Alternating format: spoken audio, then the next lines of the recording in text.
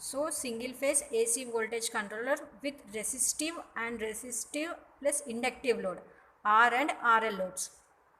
So I already explained what AC voltage controller means. Mainly it's like a converter which converts AC to AC with a constant frequency.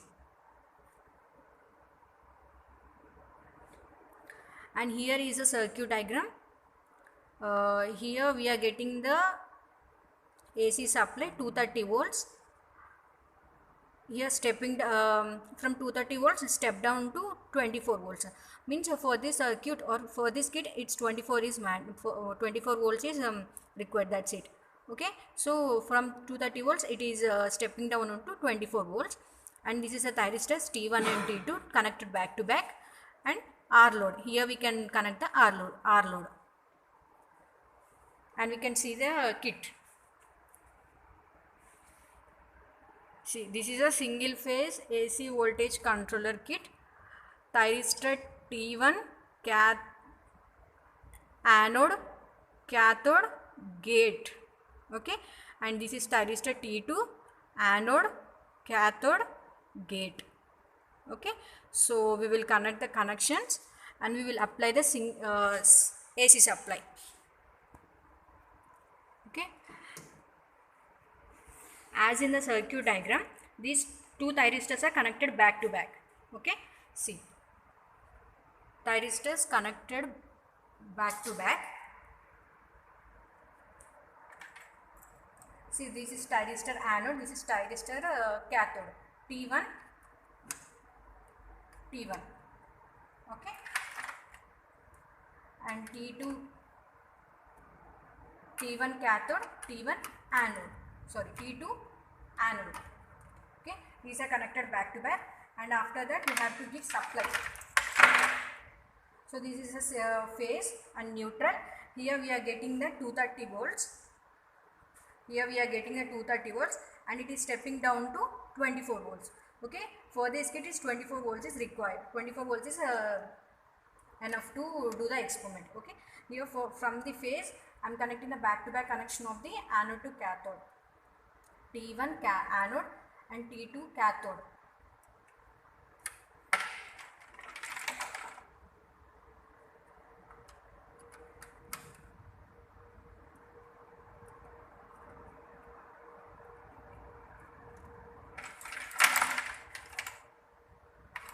And after that we should connect from the negative. Load will be connected as it's also as it's already shown in the circuit diagram. See, resistive negative to neutral.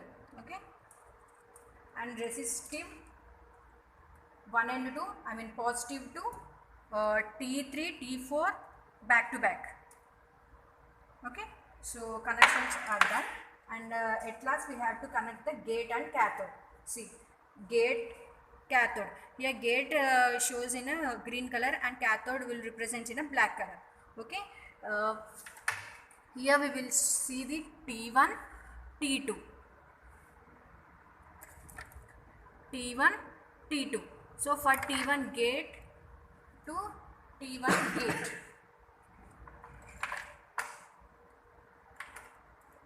and T1 cathode to T1 cathode. Okay, and T2 cathode to, sorry, T2 gate to T2 gate, T2 cathode to T2 cathode. Okay, connections are done. Now we have to connect the CRO. So to see the waveforms, that what we have to get by giving the AC supply or single phase AC supply. So here we are giving the 230 volts and step down into 24 volts. Okay, so I am connecting the CRO probes to resistive positive, resistive load one end and resistive load another end, resistive load another end. So here is the CRO. Here we have to put in the we have to keep the channel in AC mode. Why? Because here we are getting the single phase AC supply, and we have to see the waveforms also in AC supply. Okay, now we have to switch on the circuit. So here I am switching on the circuit. After that, switch on.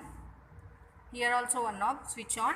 After that, here we are doing for SCR, right? So I am switching on for SCR. After that, knob is on. So see here. So I am connected for channel 1.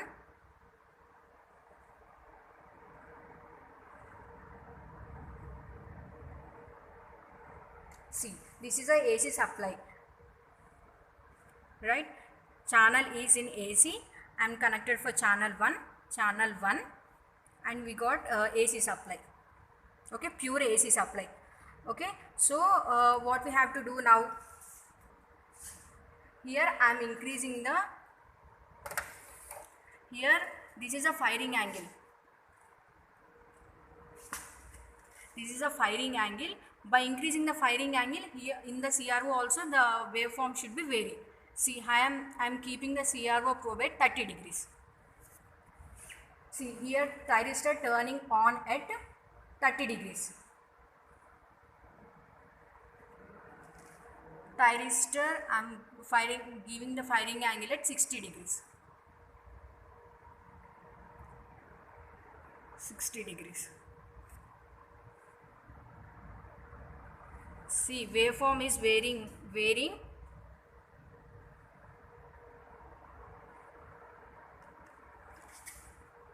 90 degrees.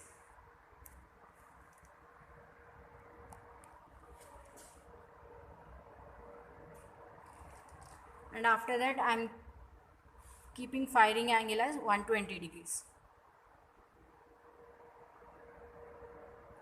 See, at CRO also it's changing. And after that 120, after 120, 150.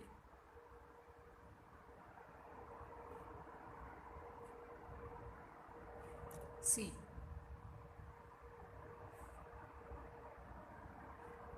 after 150, after 150, 180. See, 180 means almost 0. Okay.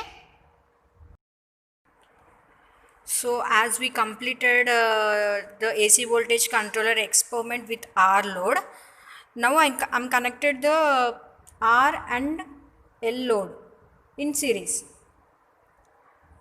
Nothing difficult. Series connection means resistive load another end to inductance 0 millihenry, blue wire. Okay, and I'm using here 50 millihenry to neutral, connection neutral, and remaining all connections same. See, just I am connected inductive load in series with the resistive load, that's it. And experiment is same. See, here is the AC supply. This is a single phase AC supply. So firing angle is at 0 degrees. So as I am increasing at 30 volts, see, now it is at 30 degrees. So it's changing. By increasing at 60 degrees firing angle, see, this is the inductance effect. As our waveform is starting from 0 degrees, but due to inductance effect, this distortion will become, this distortion will exist in this experiment, in this waveform. See, and by increasing 90 degrees, see, again it starts at 90 degrees, then 120 degrees.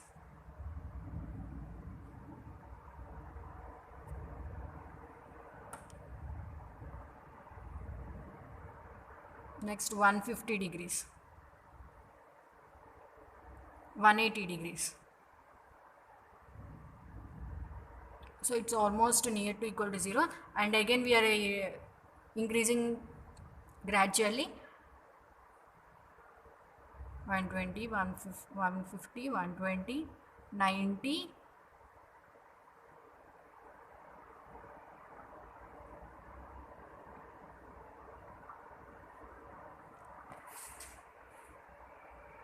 see, again it kept at 0 degrees.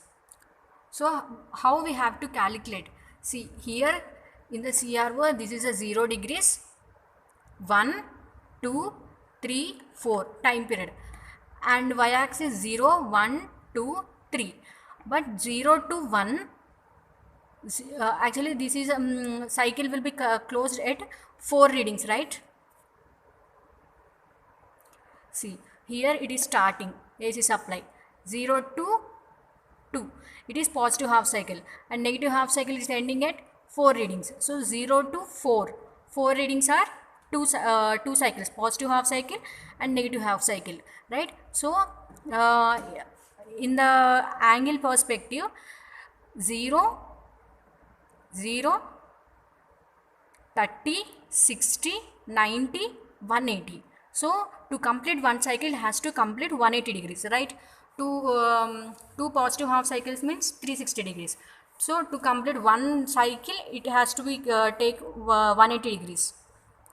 Okay, so 180 degrees means 10 readings. So one reading equals to 18 degrees. Okay, sorry, 0, 180, 360. 360 means one complete cycle. So one half cycle is equal to 180. 0, 90, 180, 270, 360. So in these two boxes, we'll get the 10 readings. So one reading is equal to 18 degrees. So by that we will calculate the firing angles. Okay.